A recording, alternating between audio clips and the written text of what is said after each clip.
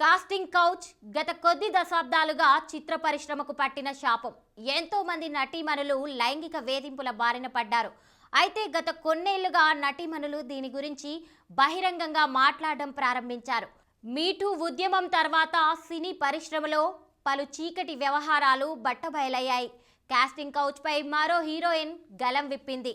దక్షిణాది సినిమా పరిశ్రమలో ఒక డైరెక్టర్ తనను కమిట్మెంట్ అడిగాడంటూ సంచలన వ్యాఖ్యలు చేసింది. Aamir Khan blockbuster movie దంగల్లో అమీర్ కూతురు పాత్రలో నటించిన ఫాతిమా సనా షేక్ ఇప్పుడు ఓ ఇంటర్వ్యూలో తన కాస్టింగ్ కౌచ్ అనుభవం గురించి మాట్లాడింది. దంగల్ చిత్రంలో నటించిన ఓవర్ నైట్ క్రేజ్ తెచ్చుకుంది నటి ఫాతిమా. అయితే చాలా మందికి తెలియని ఈ విషయం ఏంటంటే, ఈ అందాల తార ఒక తెలుగు సినిమాలోనూ నటించింది. సౌత్ ఇండియన్ సినిమాల్లో నటిస్తే బాలీవుడ్ లో మంచి ఆఫర్లు వస్తాయి.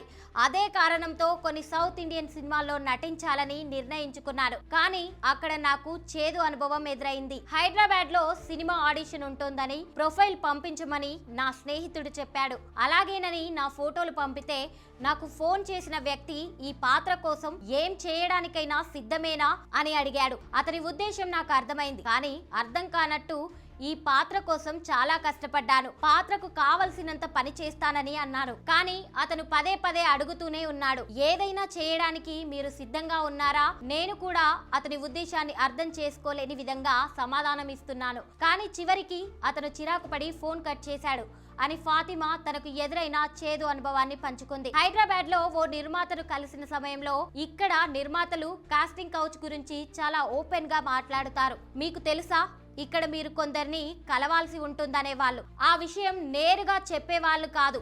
ఎలా చెప్పినా సరే ఉద్దేశమైతే అదే అని తెలిసిపోయేదని ఫాతిమా తెలిపింది. దీంతో ప్రస్తుతం ఈ నటి కామెంట్స్ నెట్టింట తెగ వైరల్ అవుతున్నాయి.